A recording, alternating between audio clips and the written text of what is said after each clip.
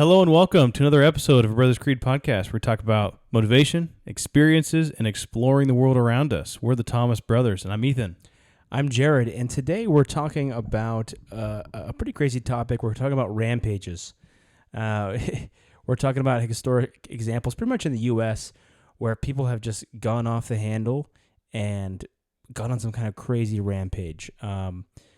These are some interesting, unique stories, specifically like people go on rampage throughout the community. And so pretty interesting. I think one of mine is in California. One of yours is in California. Other mine was in Michigan. Where's your other one? California. Colorado. Oh, Colorado. Yeah. So, I find these stories are interesting, and some of them have some interesting nuances about them. So, and they actually, in some cases, they actually spurred escalation in militarization of the police and stuff like that. So, very interesting to study these case studies. And people are really stressed right now with all that's going on, all the political divide, coronavirus. It's like a vice just squeezing down on everybody. So it's good to know what some of these warning signs may be. And if someone's going on a rampage, you can maybe avoid that or know maybe what was done in the past. So anyway, excited to do this episode. This is kind of a fun episode, part of our exploration and just understanding experiences of people that people have had. So let's go ahead and dive in. All right, let's do it. You can't climb the ladder of success with your hands in the pocket. We will not go quietly into the night. They tell me you're a man with true grit. I am the one who knocks. Don't ever tell me what I can't do, ever! That's how winning is done.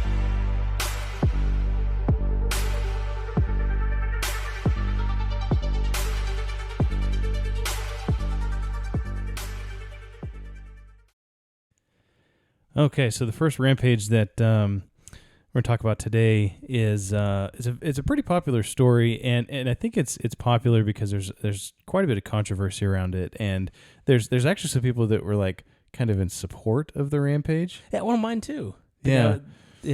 And so this story is called The Rampage of the Killdozer. Right. So in June of 2004 in Granby, Colorado, there's a guy named Marvin Heemeyer. And as a little bit of a preface, he used an armored bulldozer to conduct a rampage around the town. So Of what town? Granby, Colorado. I've never heard of that. It's probably a real small town. Yeah, it's smallish. And so the incident is known as the Killdozer Rampage. So Marvin Heemeyer, he was a professional welder, and he owned a muffler repair shop. And he would do a lot of welding on muffler repairs and different things like that. So he opened a muffler repair shop in Granby in 1992. He lived in a different county, but then moved shortly after he opened his shop to Granby, Colorado. So once he moved there, he was really into kind of local politics, and he would go to all the town hall meetings and everything else. And it's a small-ish town, so he definitely was participating in what was going on. So he got involved. He initially was actually trying to support efforts to legalize gambling in the area. Really? And so that didn't really go very well. It kind of got majorly shut down, and he was kind of a little bit upset about that. But then shortly after that, he had, next to his muffler shop, there was a plot of land. And he sold this plot of land to a family in the area. I say family, but it was like a big name family in the area called the Dochefs. And he sold it to them thinking that they were going to maybe put, house it, develop it, or apartments or something like that. But once they got past what they decided to do with that property that he sold that was right next to his business, was they decided to put a concrete pit, basically. It's a concrete batch plant on this land. And so I guess there was a bunch of repercussions from that, and he didn't want that for several different reasons. I don't know if it was noise or dust or, just damage and everything else. And so he got into a massive zoning dispute with this family and the town.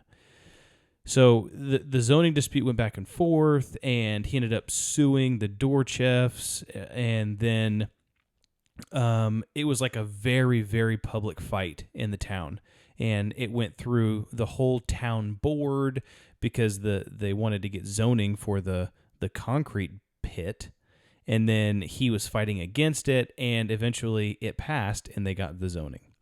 And there was a couple other incidences that he felt really wronged. He felt that that there was some massive corruption going on in town hall with the governor, and they were playing favoritism, and they were not following the laws, but they were just just basic everyday political corruption. Yeah. And so he got pretty upset about that, and ultimately, he lost all of the lawsuits that he ended up going into with trying to get back and trying to resolve the issue. So, somewhere in that time period where after, it was like a year and a half after all of these lawsuits and everything went through and he lost, that he decided he was going to get back at the town. Actually, the whole town. So he decided before that, but it took him a year and a half to plan and prepare to get back at the whole town. So this is like a law-abiding citizen type deal here. It's interesting because I was thinking about it, and a lot of times you think people just snap and they go crazy, and it's an emotional response, and they just they go out and they go on a rampage and kill a bunch of people. But at least in the examples I'm going to give today, they're like very thought out, very meticulously planned. And this guy took a year and a half to make preparations. So what kind of preparations? Yeah. So he wanted to get back at this Dorchef family, the town, and anybody that had wronged him throughout the course of this fight. So then we come to what is done, the Killdozer. Right. So he had he modified a Komatsu D355A bulldozer, which is just a really big, heavy-duty bulldozer. He modified it because he was a welder. Mm-hmm. So he got like plate steel, and he put a sheet of plate steel all around the whole bulldozer, covering up all the windows and any place that might be shot at or vulnerable to attack. And then he welded a second layer of sheet metal, but he left like a 6-inch to a foot gap in between these two plates of sheet metal, and then he poured concrete in between the sheets of metal. He created box, and so it wasn't just the sheet metal, but it was concrete sandwiched in between the sheet metal. That must have been freaking heavy. Yeah, so they said it weighed like 85 tons after he finished this thing. Oh, wow. And so not only did he he plated the whole thing and concreted the whole thing, so it was basically, impenetrable. And he had covered up all the windows, so you couldn't see where he's going. He couldn't see at all where he was going? He couldn't see at all where he's going because he'd cover up all the windows. So he rigged like a LAN network of 5 cameras all around the outside of the bulldozer, and he had 2 monitors inside the bulldozer where he could see where he was going. But they, in order to protect these cameras, he actually built them in like plexiglass, bulletproof glass cases, so that when the police shot at the cameras trying to kill the cameras, they couldn't kill the cameras. But the plexiglass shattering would probably blind the cameras anyway. Maybe.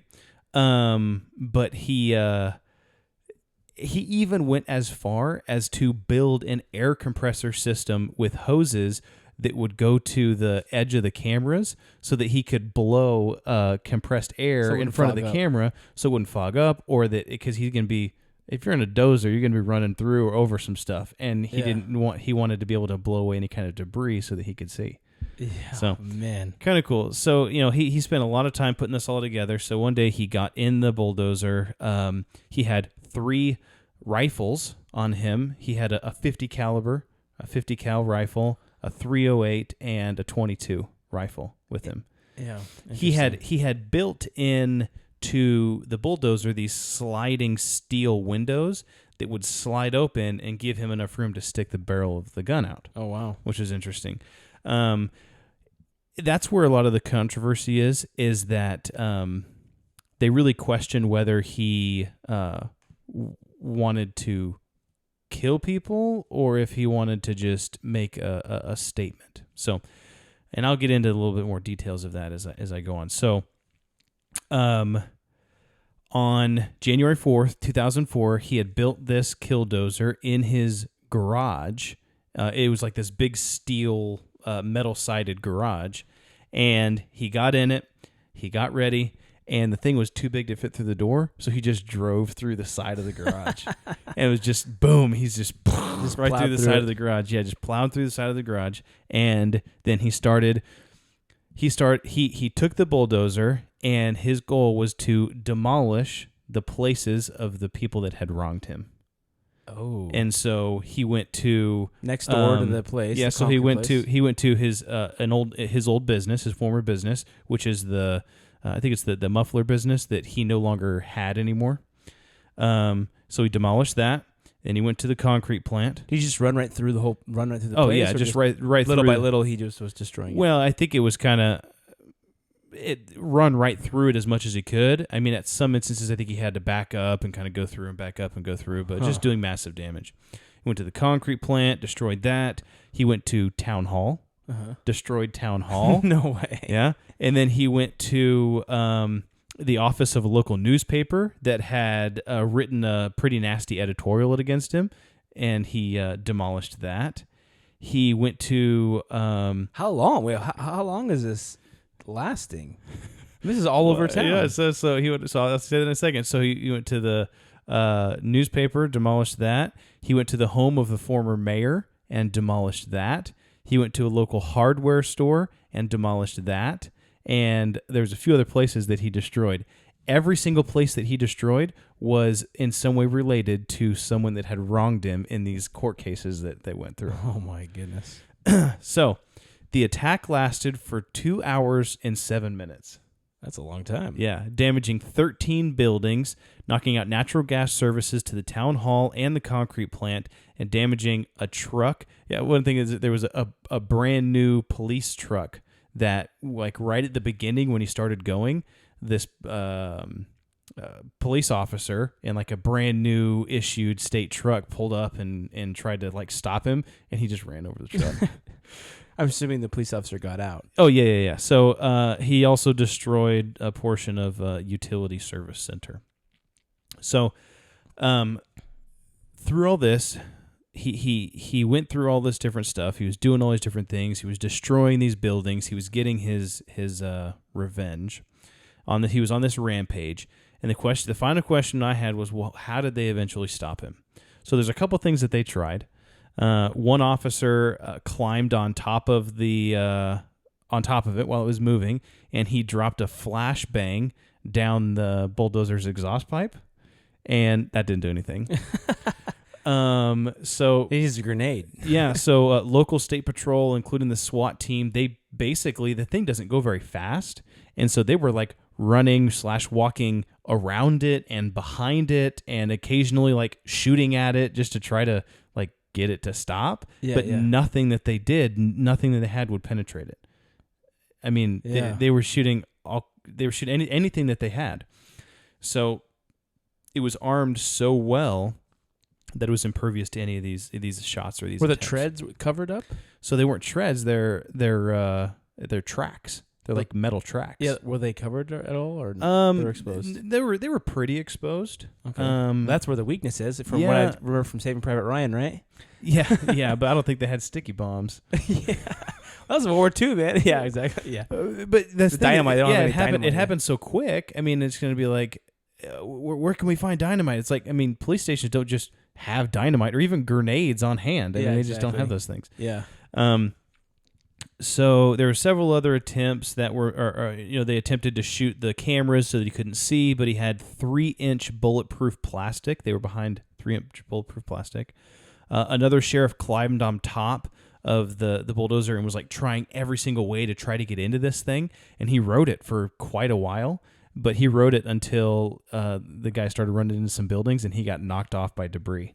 Oh, yeah. And the governor got involved.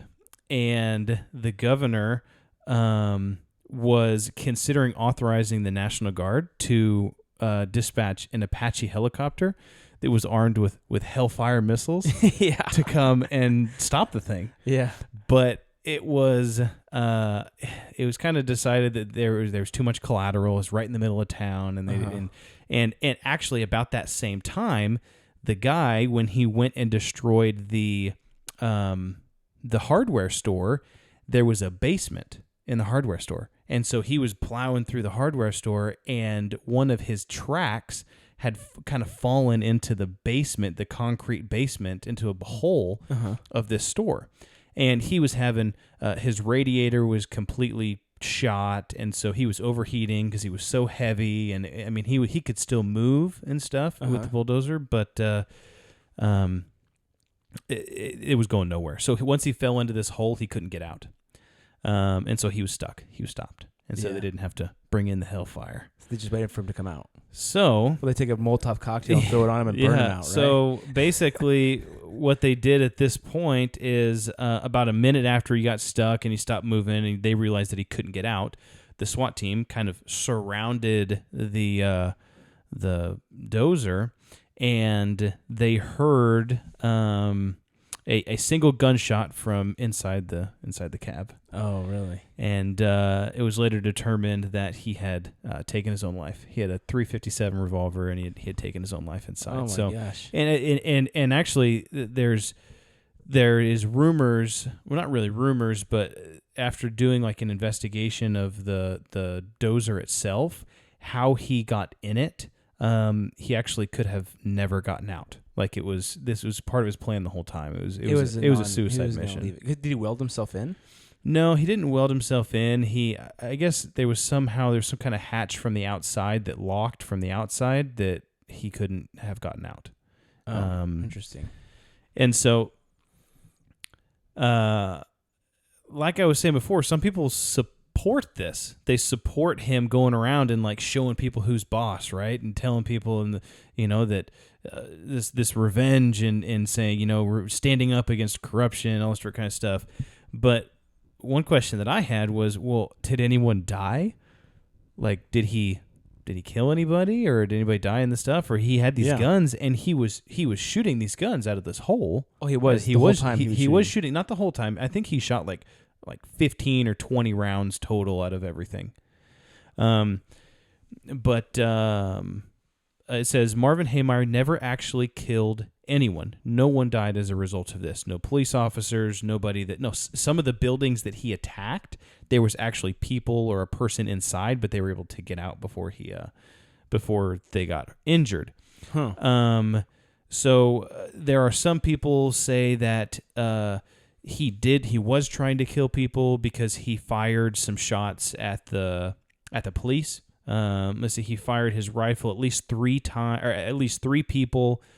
He shot at a state trooper, and he shot one time at Cody Dochev, the guy of the family that they were feuding with. I bet you he shot at him. And then he shot 2 times at Sergeant Rich Garner, who was just one of the sergeants there. So he shot 10 times or so, but it kind of came out that he had released he had recorded some tapes before he went into the dozer, and he sent these tapes to his brother like an hour before, who lived in a different state. And as part of these tapes, it was like 2.5 hours long of kind of like my motivation and why I did it, everything else. And Are they on YouTube? I don't know. I'm sure it's public. But he kind of hinted to there that I wasn't particularly trying to hurt anybody. I'm not particularly trying to hurt anybody. And there's a lot of people that say that the only reason why I had the guns was to shoot propane tanks and transformer boxes and just kind of to like wreak havoc and not to specifically like kill people. So they don't exactly know. They don't know the guy. But the last thing, and I thought this quote was kind of interesting, what he did was obviously extremely illegal, right? I mean, Yeah. I'd be pissed if Said the least. I'd be pissed if anybody came and ran a bulldozer into my house. It doesn't matter if I've upset you or not, right? I mean, you're not just going to go destroy somebody's property. But that being said, he recorded these tapes. It talked about his motivation and why he was driven by revenge on this zoning issue and court disputes, and why he felt that they were unfair and dishonest. So, as part of his quotes recordings that he had, he said this. He said, "I was always willing to be reasonable until I had to be unreasonable." And then he also said, "Sometimes reasonable men must do unreasonable things." Interesting. Yeah. I mean, Yeah. I think it's And so, interesting quote. Yeah. so it's just really interesting. I mean, it's kind of, and it ended tragically and unfortunately, and Well, fortunately, he didn't kill anybody. well, yeah, I guess unfortunately for him, and obviously he had to have been some sort of deranged or had issues and different things like that to want Or maybe to, he's just to pushed do to this. maybe he's just pushed to the brink of like he had nothing left. He didn't have any family. He wasn't married, didn't have any kids, and he kind of just felt like, this is my calling. This is why I don't have kids and I'm not married, so that I can try to fight for justice, is what his whole thing was. But I Interesting. mean, really, is that what he did? I don't know. Yeah. Well, that's a very interesting story, and I think mine is actually like a precursor to that one. So that one happened in 2004. Mine happened in 1995. So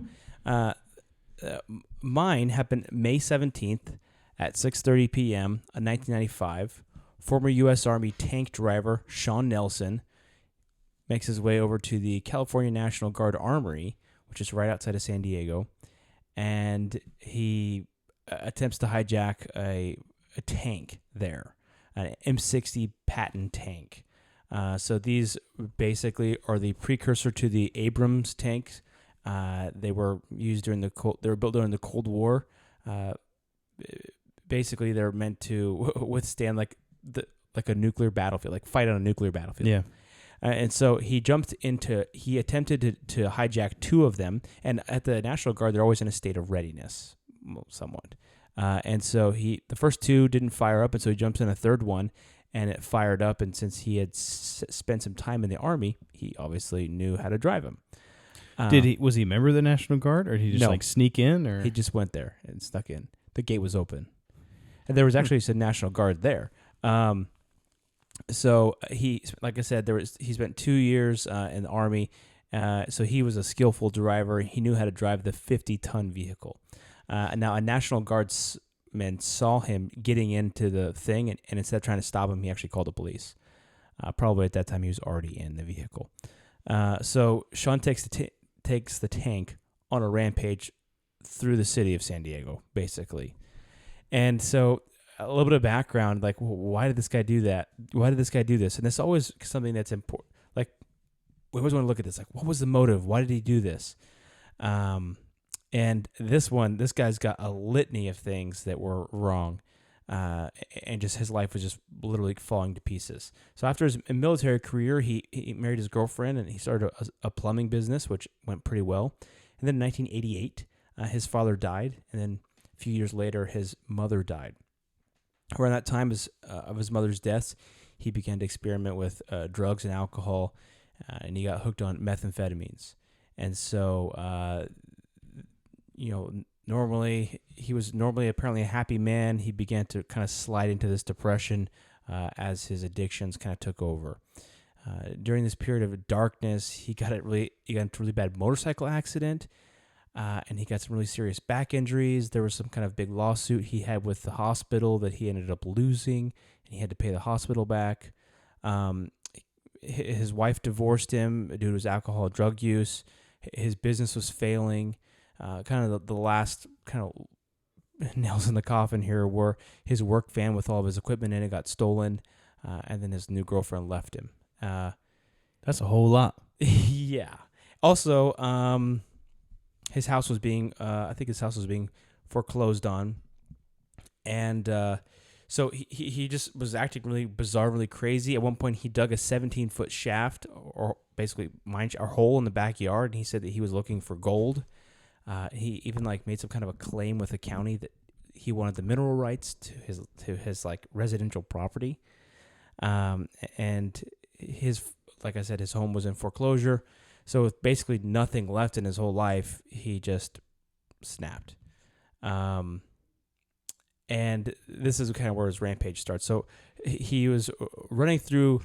So he got in the tank and he started just running through neighborhoods, and literally he's just running over vehicles, fire hydrants, as many cars as he could run into, he would run over it. Staying in the street? For the most part, he didn't run over really any houses or anything, but he was just crushing cars.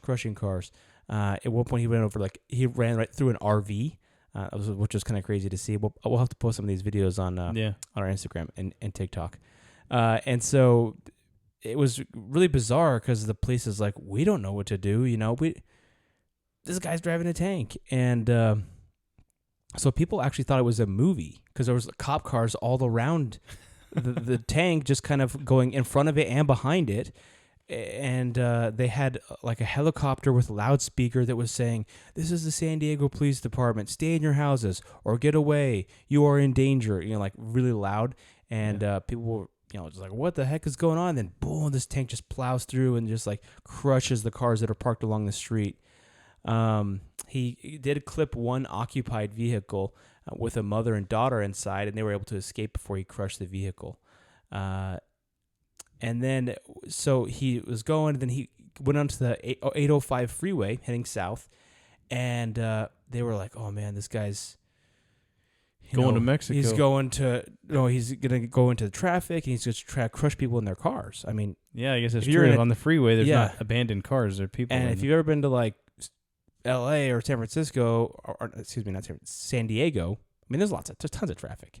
And so they were worried about that. And so he was going on the highway, and I heard two different accounts. One of the videos I was watching, the actual police officer who was involved with it, I won't give it away, but who was involved with this, he was like, "Yeah, we were going 60 miles an hour down the highway." Another video said it was 37 miles an hour. I don't know if those tanks would go 60 miles an hour. I think some can go that fast, but I don't know. Somewhere between 40 to 60 miles an hour is how fast the tank was going. I don't think it was going super fast. But it was going on the highway, and the cops were kind of just there. People were able to go around it. Some people were going around it, on the highway when it just got on. And so, they're probably going 67 miles an hour. So if they're able to go around it, it's probably going slower. But anyway, at one point that he tries to ram a pedestrian footbridge that goes over the highway to try to bring the footbridge down onto the highway so that the cop cars can't follow him. He ended up giving up on that, and he just kept going. And then he was really there wasn't a lot of cars around him because the police were going in front of him, getting the cars out of the way. But one of the interesting things is that the police department was they were like, "Did the SWAT guys have anything in their arsenal to stop him?" And all over the radio, they're like, "Nope, SWAT doesn't have anything." And they're like, "What about the National Guard?" And it's like, "Well, they're too far away." It's like, well, they could get a helicopter with a missile, similar thing. And they could get a missile, see if they could take it out, but we got to fuel it, and we got to get a pilot and all this kind of stuff. It's going to take too long. And this guy's literally on the highway about to start crushing people in their cars, And so the National Guard, the tank was, like I said earlier, was equipped with a nuclear and biological warfare filtration system. So any chemicals they would have used or fire, anything like that, wouldn't have worked. You know, they couldn't have tried to smoke him out or anything like that. And so he just keeps going on this rampage. And then at one point, he's like, they were worried that he had ammo and all kinds of stuff inside, but he didn't have any of that.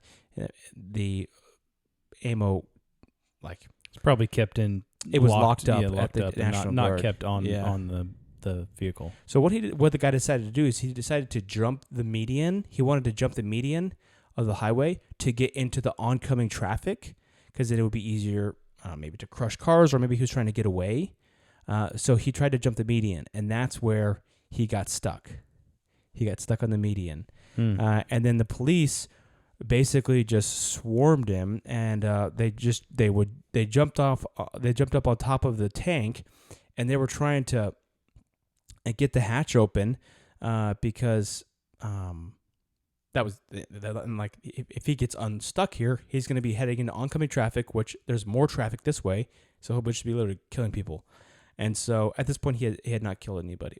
And so they had some bolt cutters, and one of the policemen that jumped up there had served in the Army, and he knew a little bit about the tanks. So they somehow used the bolt cutters to cut off some kind of pin or lock, and they were able to open the hatch. And which I'm like, dude, how secure is that? Bolt cutters could open the top of a tank? You would think that you could lock it from the inside. Yeah, you'd think you would. And you'd think that, like, that would be one of the most secure spots, you know? Anyway, so the two police officers opened up the hatch, and they were yelling at him, like, trying to yell him, stop, you know, get away from the controls, and he didn't answer him. He did look up and back at them. The one officer said he made eye contact with them, but then he just kept going. So the officer just looked down at him, and he just put one round right through the top of his shoulder and went all the way down through his body and basically killed him instantly. And so one of the interesting things about this is that the state ended up paying out about $150,000 in damages to people that had their cars crushed or whatever. But in the Killdozer incident, it caused an estimated $7 million in damages.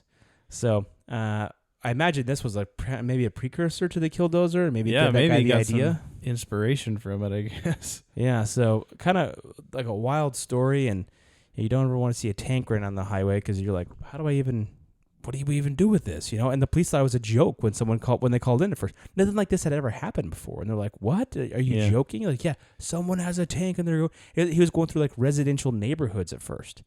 And it's like, imagine just like walking out and there's like a tank that goes, and then just crushes your car. And you're like, oh my gosh. You know, it's pretty wild. Yeah, that's crazy. You know, it's interesting to see that, I don't know, people do crazy things in times of desperation. You know, they get so down or depressed or alone or just desperate for any kind of attention. I think sometimes that they're just like, I don't want, you know, I don't know. And maybe this is just my speculation, but it's almost like I don't want to take my own life. So I'm just it's like people that like, they do suicide by cop. Yeah. And they like charge the police and try to, you know, hurt them or whatever. And then they get shot. And then I think that part of it is, if you think about doing something that has a high impact, a high level of impact on someone else's life, like if I walked out of my house right now, there's probably, I can't think of really much that I could do to make a high, immediate, positive impact on someone's life. I mean, I could go to my neighbor and say, hey, I'm giving you, you know, everything that I have, or, you know, but that's not it. So I think that some people, when they get so desperate and they're so at the end of their rope, they're just like, I feel like I'm nothing in this world. Yeah. And maybe they say, well, how can I make a high impact, even though it may be negative, on the things around me?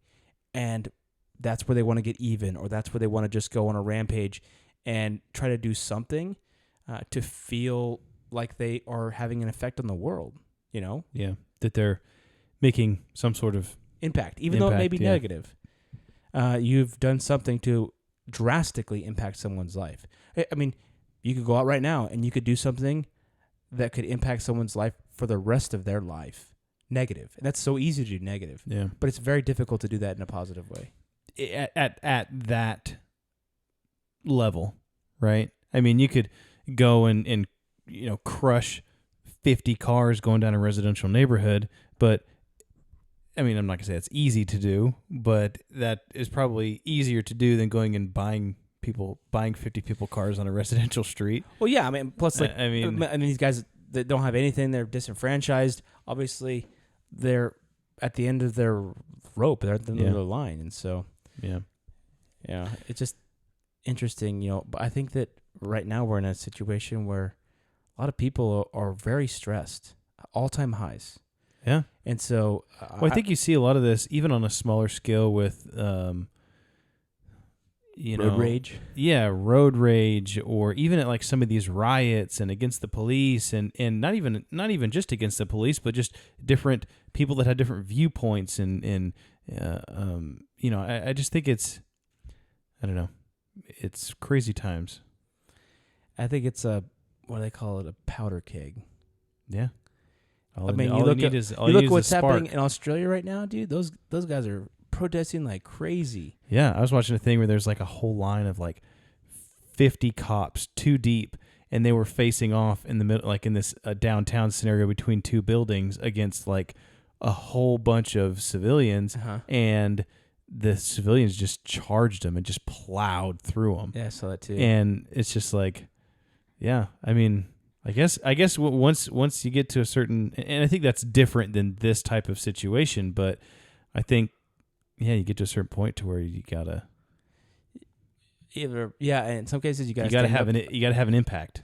Yeah, I think it's a little bit different because you're in some cases you might be standing against like what you perceive as tyranny or like oppression, whereas in other cases it's maybe just like, I'm crazy, I'm on methamphetamines, I'm on drugs, or I've just absolutely have nothing left in my life except for this hate inside me to revenge against, like the Killdozer guy. Yeah, for sure. And I think it has potential of being selfish too. Like there's this other one that I was going to talk about, and this is there's two guys. This was in L.A. where they completely decked out their entire bodies with body armor. Some of it was homemade body armor, other was purchased, but they had full head to toe body armor. I mean, even like helmets, face masks, gloves, like everything was bulletproof or resistant, right? And so they went and they robbed a bank, and then they kind of had this standoff outside of the bank, and they had automatic weapons, and the police, this was in I think 1994, I think, and so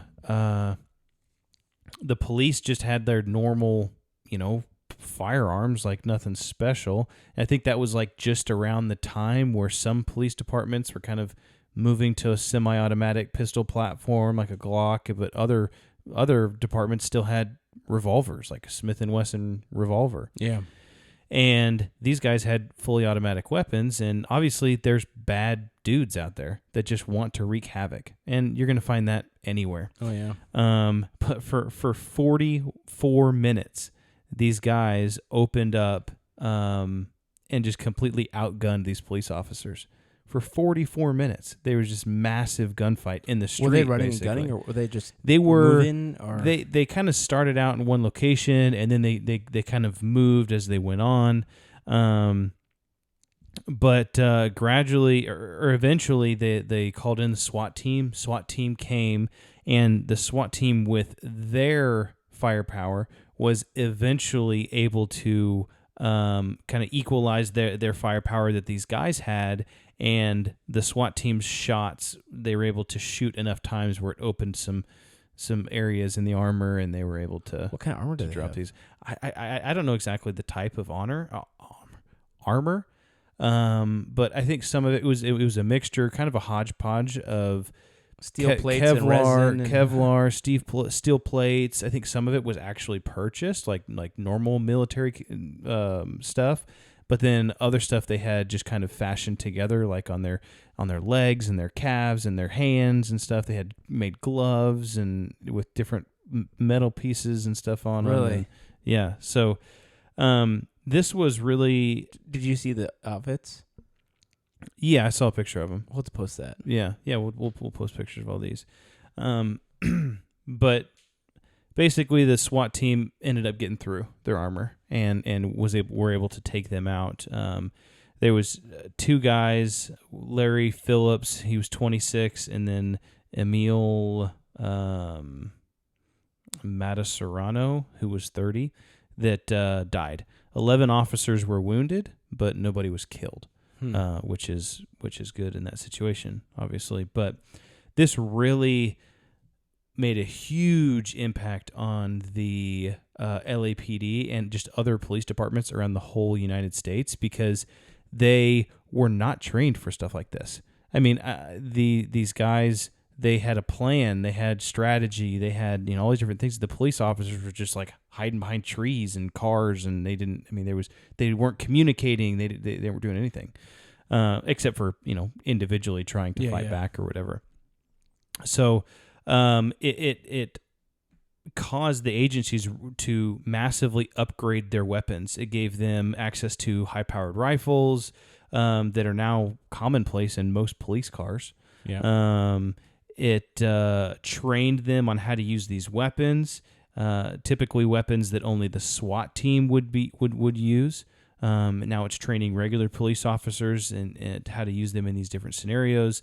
They increased the caliber of handguns from potentially 9mm to 40 or 45 or whatever it may be. And so it just did a lot.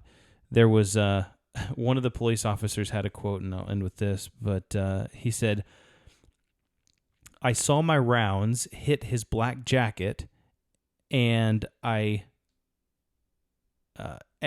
I shot at him, so let me start it again. Sorry. I saw my rounds hit his black jacket, and as I shot at him, he kept coming. Was this a dream? I wasn't sure, but as this specter made eye contact with me, he pointed his weapon and fired right at me. I remember asking God, is this the day? Death was coming." And so, it's kind of scary. Yeah, it's interesting. I mean, you're like shooting at these guys, and like literally your bullets are just bouncing off.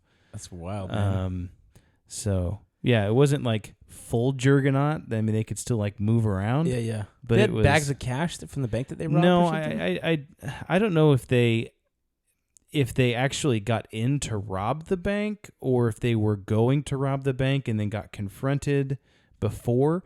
But the article I was reading just said they were outside of the bank. Also, they must have had a ton of ammo. They're in a 45 40-minute minutes. standoff. Yeah. Jeez, man. So, yeah, I just that was interesting. So, in this instance, it caused significant change, which I think potentially can be a good thing. Yeah, that's wild. Well, I have a crazy story here. This is freaking wild, man. I couldn't believe this one. So, this one is about the Kalamazoo shootings in 2016. So 6 people were basically randomly killed in Kalamazoo, Michigan on the night of February 20th, 2016. So this is the guy, Jason Brian Dalton. So he's a 46-year-old father of 2, has kids who were aged 10 and he had a daughter 10 years old, the son 15 years old. He was also married. He had been married for 20 years. According to the neighbors, he was a nice guy. He was a good family man. He worked as a mechanic and then as an insurance adjuster. He passed all background checks and had no history of violence. That's our killer. So there was no reason for him snapping. So listen to this. So that Jason was driving his Chevy Equinox around as an Uber driver on the afternoon of February 20th. At 4 o'clock, this is where something went south. He picked up a passenger during the drive. Jason received a call and suddenly... and the passenger said that after he could hear on the call that it was a high-pitched voice and sounded aggravated. The conversation lasted about a minute, and then apparently the phone records show that he received a call from his wife at about 4:40 that day, but I'm not sure if exactly that was the call. But anyway, he said that it was a short call once the passenger said that he hung up, and then he immediately just floored it, and he hammered the gasoline pedal, he said, and he just started driving crazy.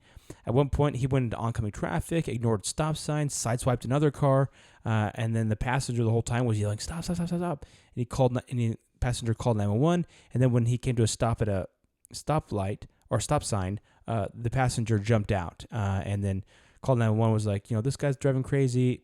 Basically, 911's like, okay, we'll tell cops to be on the lookout. Nothing happened. Jason then returned home and called his wife and said, "Hey, do you have the keys to the Hummer?" Apparently they had a Hummer. His wife was like, "No, I'll meet you at my parents' house and we'll give you the keys." So he went over to his parents' house, which was 10 miles away. So on the way, at his home, he retrieved a gun and a bulletproof vest. He hurried home as fast as he could to prepare his guns. He stated it was like he wasn't even himself, like it was an alternate reality. He said that it was the Uber app that made him get his guns and made him put on the bulletproof vest. So that's a little bit of a teaser about why he said he did all this. So on his way to his parents' house, he received an Uber request to pick up someone at the Richland Township Apartments. So this is where the first shooting happened. The Richland Township Apartments, he was like texting the person that he was supposed to be picking up some lady's boyfriend or something, but they were like having some miscommunication. He was like texting her back and forth, like, "Where are you? Where is this place?" So he pulls up to this one apartment complex and he sees a lady walking with some kids. He says, "Hey, is your name Maisie or Misty?" And she's like, "No." And he's like, "Okay." So he starts to back up and then he kind of pulls forward and then he just pulls a gun on her basically and just starts shooting a lot. He shot 11 times. 4 of the bullets hit the lady. Luckily, she played dead, and so she survived. I don't remember if she survived or not.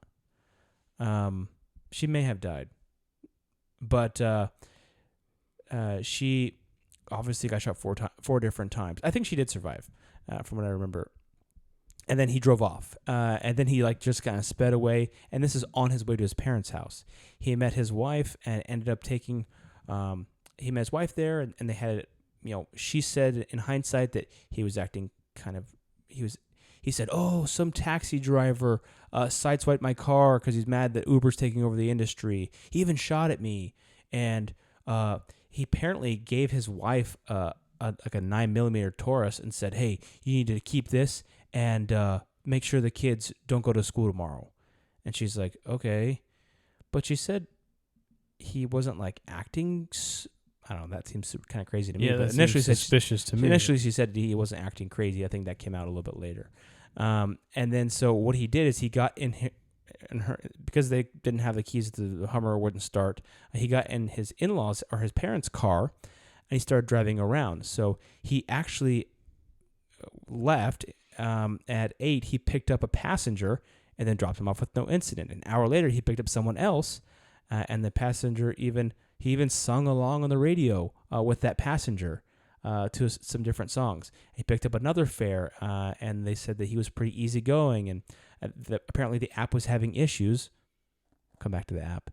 And he said that they didn't charge the fare correctly, but he was like, "Oh, don't worry about it, it's fine." And they're like, "Oh, that's so nice of you." And so he was apparently driving later that night, driving by a car dealership, and he saw a black BMW. This is what he said. He drove up and parked, and then he got out of his car, and there was a father and son that were looking at the BMW. He walked up to him and said, "Hey, what are you looking at?" And they're just like, "What are you doing?" And then he pulled out a gun and he shot both of them, the father and son. He shot them many, many different times. Killed both of them, and then he got back in his. After that he tried the handle on the BMW, wouldn't open, so he got back in his car and left. Then he drove over to a Cracker Barrel where it was about 10 p.m. at this point. There was a car with 4 older ladies in it because it's Cracker Barrel, and he approached the car, and after a brief kind of exchange, he asked them for some money. After a brief exchange, they said no. Then he boom, boom, boom, boom, shot each one of them in their seats through the driver side window. 2 in the front, 2 in the back. and then he got in his car and left. So he went home after that, and at around 11 o'clock at night, he took a shotgun out back and fired 4 shots into the garden shed for no reason at all. And then he got back into his car and resumed picking up passengers. Some of the passengers had heard that there was an active shooter, and they asked him questions like, "Hey, are you the shooter?" Like in one scenario, this is what the guy said. He said, "You know, there's a shooter situation going on," and the guy, Jason Dalton, said, "Yeah, he knew that." But and the guy asked, "Are you? You're not?" He said, "You're not the shooter, are you?" And he said, "No." And then he said that answer was so deadpan and curt, only added to the awkwardness. So the guy doubled down and says, "Are you sure?" And he says, "No, I'm just tired." And so there was another passenger that asked him the same thing and said, "Hey, you're not the shooter, are you?" And Why were they suspicious that he was the shooter? Because there was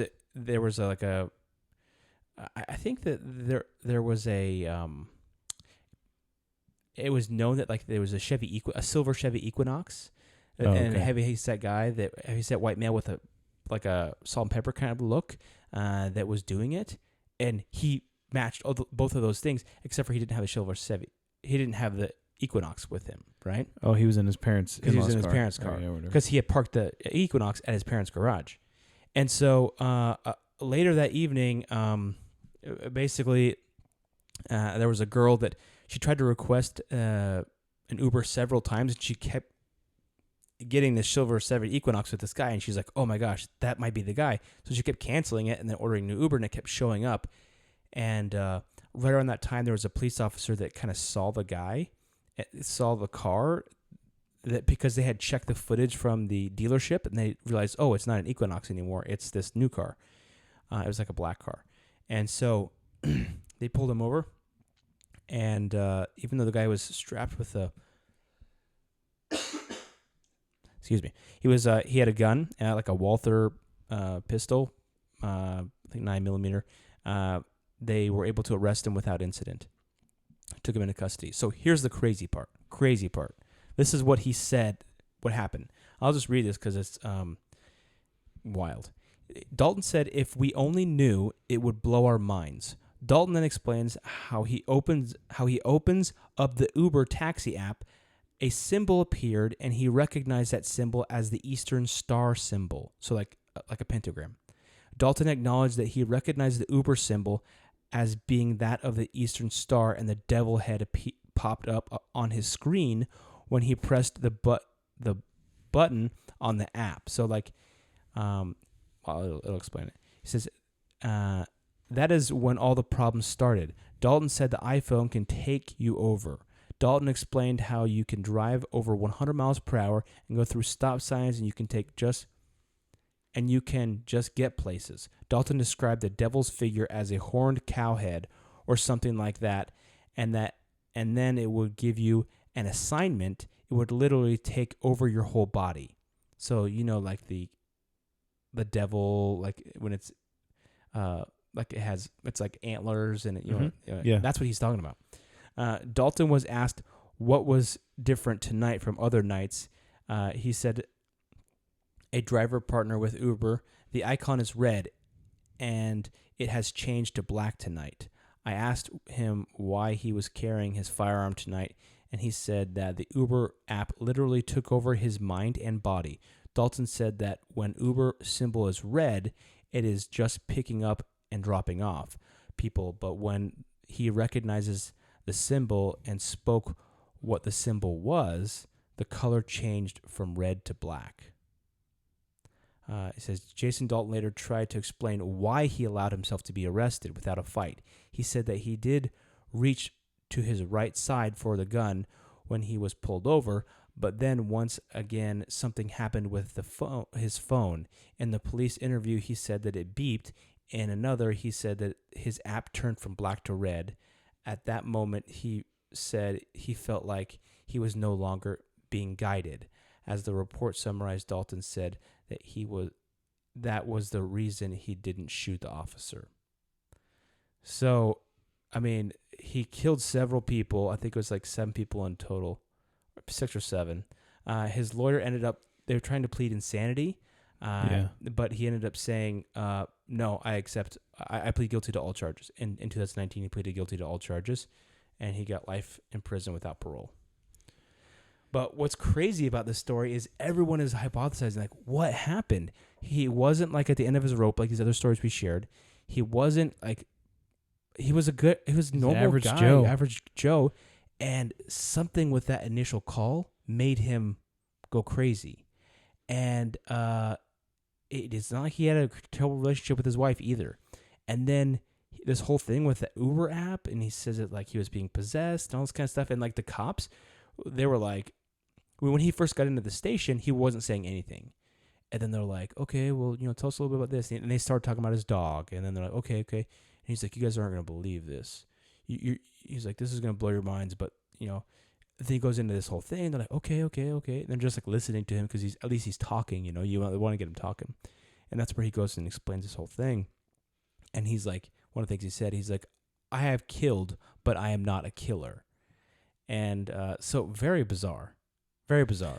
Wonder if there's other people that can corroborate his story and say, yo, I've seen it black too, or the Uber thing. Or, I don't know. I tried to look at some stuff like that, but like it's almost like a Winter Soldier type sleeper cell thing, where some people were hypothesizing that maybe it was like what's that movie Zoolander, where he's like, he hears the music, he's like, kill the Prime Minister of Malaysia, and it's just like it's some kind of MK Ultra sleeper cell type, technology. Don't do it. Just do it. Relax. Don't do it. Yeah. So who knows? But it's a wild story, and I thought that was kind of a crazy one to share because it had a very unique reasoning. What the guy said, obviously very tragic that those people died, but it's bizarre. It's kind of stuff like that it's like so out there that it's like, how could you just come up with something like that while you're sitting in the police station? Like, just I'm gonna come up with this thing and tell them that I don't know. It's like so out there that you're like, I don't know. Yeah, that's crazy. Yeah, especially with someone with no history, doing anything like this. Yeah. Well, this has definitely been an interesting episode. Yes. I mean, some of these stories that we tell them, and I mean, they can be very tragic in many senses, but it is really interesting to kind of try to peer into the mind of someone else and analyze their actions and wonder why. Yep. Sometimes we'll never understand why. Other times we might have a specific reason of revenge or whatever else it might be, or desperation. Yeah. But experiences like this are just really interesting to study and learn from. Yeah, I think people just generally, they kind of have these kind of stories fascinate people because it's just, wow, why would someone do that? Or, that's just so wild that they would just go out and just, do something so wild and crazy. Then we looked at motives, and then like right now, this whole manhunt for this guy is going on. That the guy that killed his girlfriend. With their van, and then the whole internet's up in like a investigation mode, trying to figure this thing out. So they're kind of fascinating to research and understand, and just the capacity of humans to do some things are crazy.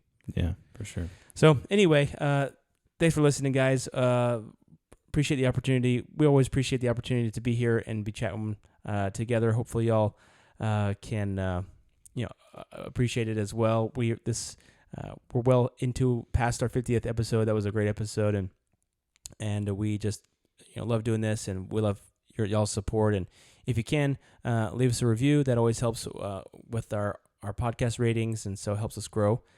So we'd appreciate that. And yeah. All right. Let's build that creed together. All right, let's do it.